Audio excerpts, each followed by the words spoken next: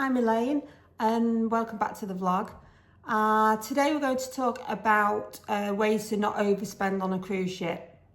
And I've put it into different sections, but the first one I wanted to talk to is drinks. You are actually allowed on most cruise ships to take 12 cans of soda, Coke, Fanta, Sprite, whatever you want to, on board. So whether or not you fly to the port, or whether you or not you get on board over land, you can normally pop to a shop and pick up, 12 cans of Coke or lemonade or whatever the case may be.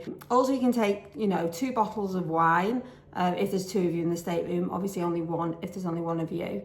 But again, 2 bottles of wine, 12 cans of soda. Plus then in the buffet, you get free water all the time. And I always take this with me. I'll put a link up there. I think they're from Amazon. I've got a blue one and a purple one. And that was 2 years ago and they're still going strong. To fill water up whenever I want. Also, quite often I'll maybe get myself some fruit juice or whatever to bring back with me to last me the rest of the morning. Or I also carry around a hot container. So that if I want tea, when I leave the buffet, straight away, I get a nice hot tea to take away with me. So, if you've got water and teas and coffees, I think in the Royal Caribbean as well, where Sorrento's the pizza place is at the back there, they do free teas and coffees there. So there's lots of places where you can get drinks on board without having to overpay all the time. Now you will pay a premium for things like your Starbucks or your Costas or, your specialty coffees, and they're great as a treat, but you've not got to have them every day. So if you want to save money on drinks, I would recommend getting yourself some water bottles or carriers, and also just being mindful that, the buffet is there, it's open large percentage of the day, and it does have free drinks available for you. The next topic I was going to talk about was self-care. Medication on a ship is really expensive. If you have to go and see the doctor on board, I think you're talking, €20, $20 just to actually see and go down there before they've actually treated you or before you've got any medication. So I always carry, the bare minimum. And for me, they're plasters, they are throat lozenges, some pain relief in whatever form you normally take, and some nasal spray. And those are kind of the key things, because you haven't got to last the whole cruise. You've just got to last until you get to a port and someone, either you or someone that you're traveling with, can go to a pharmacy and get what you need. When we were in Madeira, I did actually have a problem with my eye and it started to kind of flicker and get quite sore. So I decided straight away, so I'm just going to go to the pharmacy and get some drops just in case it gets worse. And it did, it continued to irritate me, so I had those drops then with me. So, plan a little bit ahead, have something to last you for those few days until you get to a port. But, you don't need to take loads and loads of stuff with you, kind of, 4 or 5 key things, and you should have everything you need. Men's haircuts, the spa in general is normally, pretty expensive. But also in the spa, they will cut men's hair, but you find that, I think it was £40 for my husband to have his hair cut, which is a huge amount and actually kind of ruins the fun. If you go out on port and look for a barber's, you can really, meet the locals, have a bit of a laugh in the process. I mean, my husband in Turkey had those things stuck up his nose and his ears waxed, which we just thought absolutely hilarious. But it can be part of the fun of the holiday. The next category along then is entertainment, and my big no-no is bingo. If you want to save money on a cruise ship, you do not go to bingo. So bingo can range anywhere from £30 up to, £80, depending. I think I've seen some for like $90 US. And I know some of those are national, so there are bigger prizes, but even so, you take, 2, 3, 4 of you along, and you're talking hundreds and hundreds of pounds or dollars on a game of bingo, which you could play at home for a third of that, a quarter of that. So, just try and avoid it. You can go when you get home if you really got an itch you want to scratch and play bingo. The next thing then in the entertainment section is sail away cocktails.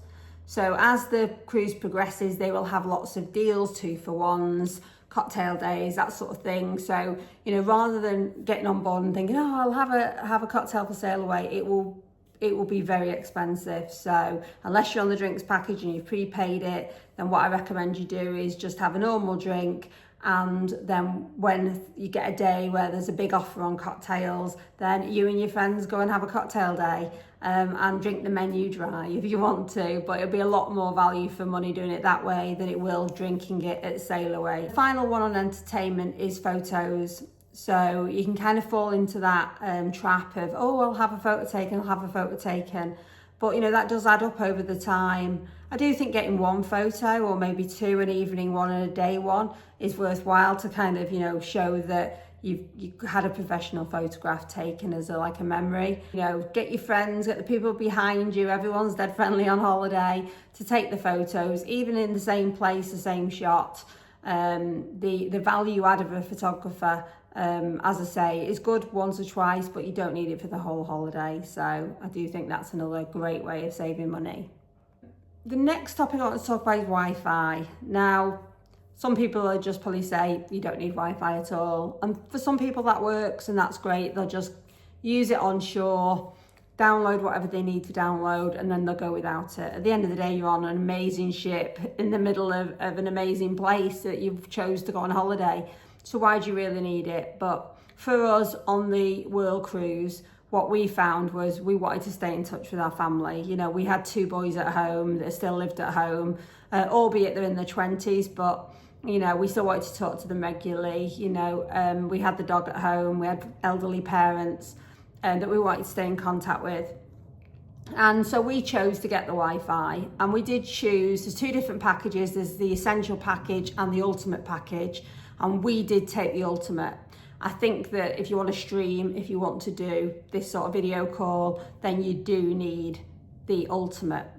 But what you don't need is multiple devices. So there's normally kind of different sessions. So you can have the essential for one device, you can have the ultimate for one device, the essential for multiple devices, and the ultimate for multiple devices. But I would recommend you just do one device with the ultimate package.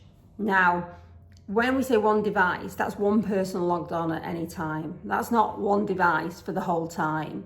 So what me and my husband used to do is, if we had an hour and a half, we wanted to do something, then I would just say, oh, I actually want to watch that film, or I want to watch that series. I'd go on and download a couple in a couple of minutes, and then I'd sit and watch them while he had the Wi-Fi for the time, and vice versa. If there was a rugby game on, you know, then I would, you know, make sure that I planned to read a book or something like that. So it was very easy to share. I don't think we ever had one time where one of us wanted it and the other one had to have it at that time. But getting the Wi-Fi, I would say, created a lot of memories. So one of my best memories was one of my friends, Julie, and I was FaceTiming her on the balcony, kind of showing her, you know, the room, and a dolphin started to jump in the background, and she was so emotional that she's seen these dolphins, and it was just a really great memory that I'm going to have with me for the rest of my life. And being able to, as a mum, keep in touch with the kids and the dog and the parents and whatever, you know, meant a lot. So, but it's a personal choice. But I wouldn't be put off getting the Wi-Fi because of the cost if you can afford it, but I would limit it to one device. The other option is AirAlo.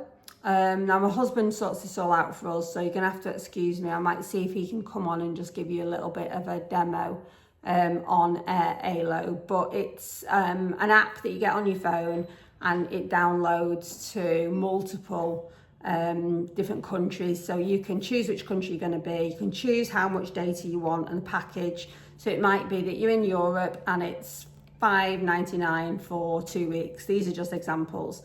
And you pick that package, and then you get that service for that time that you're in Europe. If you were in, you know, the US, or if you were in China, it might be a different package for a different amount of time. But you just choose which package you want and you sign up to it, and that's great. Now, we're not going to be able to use that when you're out at sea, because obviously you haven't got the service. But when you're in the port going around, then that can be, you know, a good alternative. So Air Alo, I'll try and put a link up, or as I say, get my husband to kick in at this time and give you a bit of a demo. My last vlog was on shore excursions and when I would pick a shore excursion, so I'll link that below so that people can have a look at that. So I'll leave shore excursions off the list, but the last one I wanted to talk about was lifestyle and laundry, which, you know, quite a few people need to do laundry, but the laundry on board is very expensive if you ask them to do it for you. A lot of them have laundrettes, so you can grab your Dr. Beckman's laundry sheets and, you know, do it yourself, or just literally take some Dr. Beckman's and or whatever you use and run some things through in the sink. So there's a lot better, easier, cheaper alternatives than sending your things out to be laundered all the time. I've also heard good stories about wrinkle-free spray, which I've never personally used, but I know some friends of mine have. So, you know, that's probably worth a try, especially with men's shirts, formal night, that sort of thing. Then it probably would it help. And if it's only been in a suitcase a day since you packed it till you get there, then how wrinkled can it really be? So hopefully that's been helpful in ways to not overspend on a cruise ship, and some hints and tips, especially around things like the drinks packaging bingo. You know, there are ways to really save some quite significant amounts of money. If you want any more information on that sort of thing, then please go to our website, and hopefully that will have lots of other information and top tips about packing and shore excursions and traveling with pets and things like that. So, you know, we'd love you to go on there and have a look. Next week we are going to be talking about, let me just have a look what's on the list for next week. Next week is going to be our worst packing mistakes ever, and there's some big ones. I've heard actually some funny stories today when I've been talking to a colleague on that. So hope that's been helpful, and we'll speak to you next week. Take care. Bye.